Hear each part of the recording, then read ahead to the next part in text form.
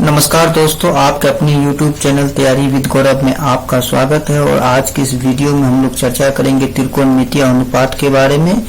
तो चलिए वीडियो का स्टार्ट करते हैं और सीखना प्रारंभ करते हैं। तो आज का वीडियो में हम लोग क्या सीखेंगे, त्रिकोणमितीय अनुपात के बारे में। त्रिकोणमितीय अनुपात का मतलब क्या होगा, ट्रिग्नोमेट्रिक रेशियो। इसको समझने के लिए सबसे पहले हम लोग क्या करेंगे, एक समकोण त्रिभुज मान लेंगे। एबीसी क्या है, एक समकोण त्रिभुज है। ठीक है, समकोण त्रिभुज आप लोग जानते ही होंगे, जिसमें कि एक कोण क्या होता है 90 डिग्री का होता है, बाकी दो क्या होता है न्यून कोण होता है, जो कि हम लोग प्रीवियस वीडियो में हम लोग चर्चा कर चुके हैं। ठीक है, और कोण भी 90 डिग्री का होगा, कोई भी एक कोण 90 डिग्री का होगा और 90 डिग्री का कोण के सामने वाला जो भुजा होगा वो एसी, ये क्या है, कर्ण कहलाता है, हाइपोटेन्यूस कहलाता है। ठीक है, तो हम लोग पहले ये जान लेते हैं कि त्रिकोणमितीय अनुपात किसको बोलते हैं। तो यहाँ दिया गया है, त्रिभुज के तीनों भुजाओं के बीच आपस में अनुपात रेशियो को त्रिकोणमितीय अनुपात कहते हैं। तो क्या कहने का मतलब हुआ कि त्रिभुज के तीनों भुजा, जैसे त्रिभुज के यहाँ तीन भुजा है, या मान लीजिए बीसी है, एसी है और बीसी है। ठीक है, ये त्रिभुज के तीनों भुजा हुए और इनमें से किसी दो का अनुपात मान ले लेते हैं कि जैसे कि बीसी और AB, ये दो का अनुपात हो गया। इस तरह का जो अनुपात बनेगा इसको हम लोग त्रिकोणमितीय अनुपात बोलेंगे। और आगे हम इसको अच्छे से समझेंगे, वो तो वीडियो में बने रहिए। तो एक चीज देख लीजिए आप, थीटा क्या होना चाहिए, यहाँ पे न्यून कोण होना चाहिए। यहाँ दिया गया है थीटा क्या होना चाहिए, न्यून कोण होना चाहिए। तो न्यून कोण आप लोग जानते होंगे, एक्यूट एंगल किसको बोलते हैं, 0 से जो 90 डिग्री के बीच में जो कोण होता है उसे हम लोग क्या बोलते हैं, एक्यूट एंगल बोलते हैं। और 90 डिग्री को हम लोग समकोण बोलते नहीं, राइट एंगल बोलते हैं। और जो 90 डिग्री से लेकर के 180 डिग्री के बीच में होता है उसे अधिक कोण यानी ऑब्ट्यूस एंगल कहते हैं। ये बात आप लोगों को पहले से पता होनी चाहिए। ठीक है, तो यहाँ पे हम लोग दो त्रिभुज बनाए हैं, केस 1 और केस 2। पहला केस में थीटा हम यहाँ कोण ए को माने हैं, दूसरा केस में थीटा जो हम कोण सी को माने हैं। इसका क्या अंतर है, यह भी आप लोगों को हम बताने जा रहे हैं। अगर थीटा, अगर कोण ए को मान रहे हैं तो इसके जस्ट सामने में जो भुजा होगा, इसके सामने का जो भुजा होगा वो क्या होगा, इसका लंब हो जाएगा। अगर थीटा हम यहाँ पे कोण ए को थीटा मान रहे हैं तो इसके जस्ट सामने में जो भुजा होगा वो लंब कहलाएगा, और इसके साथ संलग्न जो भुजा है वो क्या कहलाएगा, आधार कहलाएगा। और दूसरा केस में देख लीजिए, इस त्रिभुज में अगर थीटा हम क्या करें, सी को मानते हैं, यदि कोण सी को थीटा अगर मानते हैं तो यहाँ से इसके सामने वाला भुजा ये होता है, तो ये क्या हो जाएगा, लंब कहलाएगा यानी परपेंडिकुलर कहलाएगा। और इसके साथ जो भुजा संलग्न है ये भुजा यानी बीसी, ये भुजा ये क्या कहलाएगा, आधार कहलाएगा। तो ये माइंड में हमेशा दिमाग में रखना, थीटा के जो सामने वाला भुजा होता है वो लंब कहलाता है और उसके साथ जो जुड़ा हुआ भुजा रहता है वो आधार कहलाता है। इसी तरह यहाँ भी थीटा के सामने वाला जो भुजा है वो लंब कहलाएगा और जिसके साथ जो जुड़ा हुआ भुजा है वो संलग्न भुजा, एडजेसेंट साइड जो है वो आधार कहलाएगा। ठीक है, लेकिन कर्ण जो हमेशा एक ही रहेगा, जो सबसे बड़ा भुजा होगा वो कर्ण यानी हाइपोटेन्यूस कहलाएगा। ये हमेशा माइंड में रखना है। ठीक है, तो चलिए वीडियो में आगे देखते हैं और क्या समझना है। तो अब मेन जो हम लोगों को समझना है वो फॉर्मूला समझना है। ठीक है, तो फॉर्मूला में समझने के लिए हमको एक त्रिकोणमितीय अनुपात में जो हम लोग बताए थे कि किसी दो भुजा का अनुपात लेते हैं तो वो त्रिकोणमितीय अनुपात होता है। तो हम दो भुजा ले लिए, एक लंब ले लिए और कर्ण ले लिए, दोनों एक तरह से भुजा ही समकोण त्रिभुज में। और एक बात हमेशा दिमाग में रखना है कि त्रिकोणमिति में हम लोग किसके बारे में पढ़ते हैं, समकोण त्रिभुज के ही बारे में कल्पना करके पढ़ते हैं। समकोण त्रिभुज के ही बनने की कल्पना करते हैं। कहीं भी आगे के जब त्रिकोणमिति के अनुप्रयोग आप लोग अगर पढ़िएगा तो उसमें आपको पता चलेगा कि हम लोग समकोण त्रिभुज के बनने की कल्पना क्यों करते हैं, और समकोण त्रिभुज पे ही बेस्ड होता है पूरा त्रिकोणमिति। ठीक है, और इसी तीनों भुजा के बारे में चर्चा करते हैं। तो यहाँ पे हम लोग क्या किए हैं कि दो भुजा ले लिए, एक लंब ले लिए, एक क्या ले लिए, कर्ण ले लिए। तो लंब बटे कर्ण अगर लिख रहे हैं तो इसको हम लोग क्या बोल देंगे, साइन थीटा। एक अनुपात हुआ लंब बटे कर्ण, तो इसको हम नाम रख दिए साइन थीटा। ठीक है, और इसके बारे में कुछ हिस्ट्री जो है, जो कि मैथ में अगर डिटेल से बुक पढ़िएगा तो आपको पता चलेगा। इसके बारे में सर्वप्रथम आर्यभट्ट ने चर्चा की थी अपने बुक में। ठीक है, तो उस पर अभी हम नहीं जाएंगे, हम लोग बेसिक कॉन्सेप्ट को समझेंगे कि कैसे हम लोग सवाल को सोल्व करेंगे।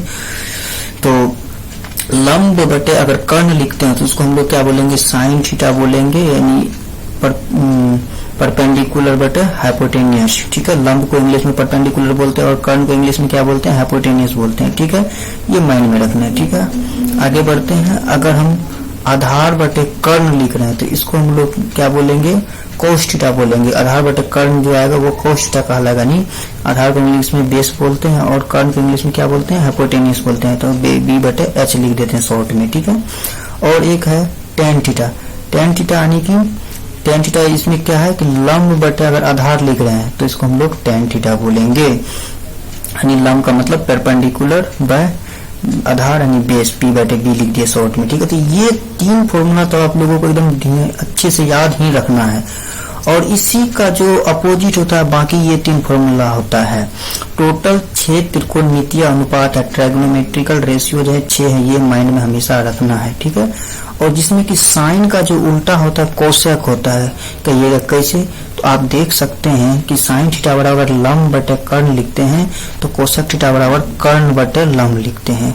सिंपल सा बात समझ में रखना आना चाहिए कि क्या है, जैसे इसका उल्टा है। तो अगर साइन थीटा आपको याद है तो आप बिल्कुल आराम से कोसेक थीटा लिख सकते हैं, यानी कि कर्ण बटे लंब होगा। यानी जस्ट साइन का उल्टा क्या होगा, कोसेक होगा। साइन थीटा बराबर लंब बटे कर्ण हुआ है तो कोसेक थीटा बराबर एकदम आराम से लिख देना है कि कर्ण बटे आधार होगा। उसी तरह से आप आगे भी देखिए तो कोस थीटा बराबर अगर आधार बटे कर्ण लिखे हैं तो उसका जस्ट विपरीत यानी उल्टा क्या हो जाएगा, सेक थीटा हो जाएगा। तो उसका उल्टा हो जाएगा, यानी कर्ण बटे आधार लिखे हैं यहाँ पर तो यहाँ क्या हो जाएगा, कर्ण आधार बटे कर्ण लिखे यहाँ हो जाएगा कर्ण बटे आधार। ठीक है, यानी हाइपोटेन्यूज बटे बेस। ठीक है, और आगे देखिए टेन थीटा बराबर हम लोग लंब बटे आधार लिखते हैं तो इसी का जस्ट उल्टा हो जाएगा कोट थीटा, यानी कि लंब बटे आधार तो यहाँ क्या हो जाएगा, आधार बटे लंब यानी बेस बटे परपेंडिकुलर। ये माइंड में हमेशा रखना है कि इन तीनों का उल्टा यानी विपरीत क्या हो जाएगा, ये तीनों हो जाएगा। यानी साइन का उल्टा कोसेक होगा, कोस का उल्टा सेक होगा, टेन का उल्टा कोट होगा। अगर आपको टेन थीटा का याद है कि लंब बटे आधार होता है तो आप बिल्कुल आराम से बोल सकते हैं कोट थीटा बराबर क्या हो जाएगा, आधार बटे लंब, इसका जस्ट उल्टा हो जाएगा। एक तो ये बात होगी। एक और बात आप लोगों को दिमाग में रखनी है, समकोण त्रिभुज में आप पाइथागोरस प्रमेय के बारे में पढ़े होंगे कि क्या होता है पाइथागोरस प्रमेय। तो कर्ण का जो स्क्वायर होता है वो लंब के स्क्वायर प्लस आधार के स्क्वायर के बराबर होता है। ये माइंड में रखना। ये समकोण त्रिभुज में ऐसा होता है कि जो बड़ी भुजा होती है कर्ण, उसका स्क्वायर बराबर क्या होता है, लंब का स्क्वायर प्लस आधार का स्क्वायर होता है। जैसे कि इसको शॉर्ट में हम लिख सकते हैं हाइपोटेन्यूज यानी एच का square equal to perpendicular p का स्क्वायर प्लस बेस बी का स्क्वायर शॉर्ट में लिख दिया। अगर हमको कर्ण निकालना है मान लीजिए तो h बराबर सिंपल सा लिख देंगे, ये स्क्वायर उसट जाएगा तो क्या हो जाएगा, यहाँ पे रूट हो जाएगा तो root under p square plus b square हो जाएगा। तो उम्मीद करते हैं कि ये बात आपको समझ में आ गई होगी। एक बात और मैं समझा देना चाहूंगा कि केस फर्स्ट में अगर हमको साइन थीटा निकालना है तो ठीक है, केस फर्स्ट में अगर साइन थीटा निकालना हो तो एक बार हम फिर से यहाँ पे आपको त्रिभुज दिखा देना चाहेंगे पहला केस का कि केस फर्स्ट ये है।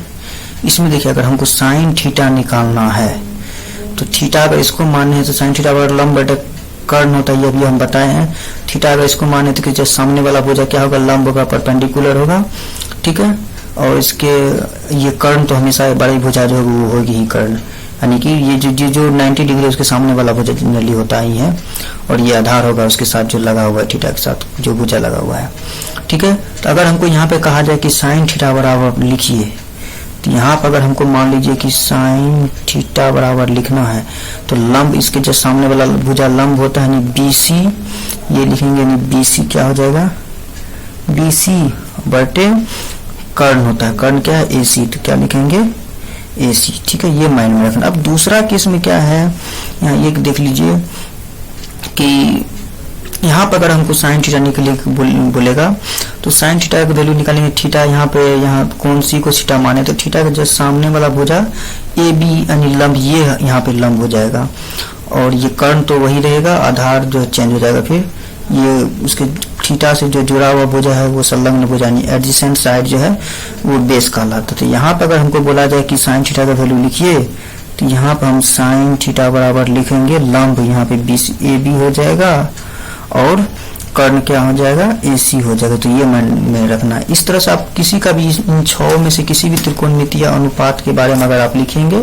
तो थीटा का देख लेना है कि कहाँ पे है। थीटा के अनुसार ही लंब, कर्ण, आधार, यानी कर्ण तो हमेशा फिक्स रहेगा, लंब और आधार चेंज होते रहता है। ये माइंड में रखना है, ठीक है। तो उम्मीद करेंगे कि आपको त्रिकोणमिति के ये बेसिक कॉन्सेप्ट आपको समझ में आए होंगे। समझ में अगर आया हो तो वीडियो को लाइक करिएगा, चैनल को सब्सक्राइब करिएगा, और वीडियो पसंद भी आया हो तो आगे वीडियो को जरूर शेयर करिएगा। इसके लिए धन्यवाद।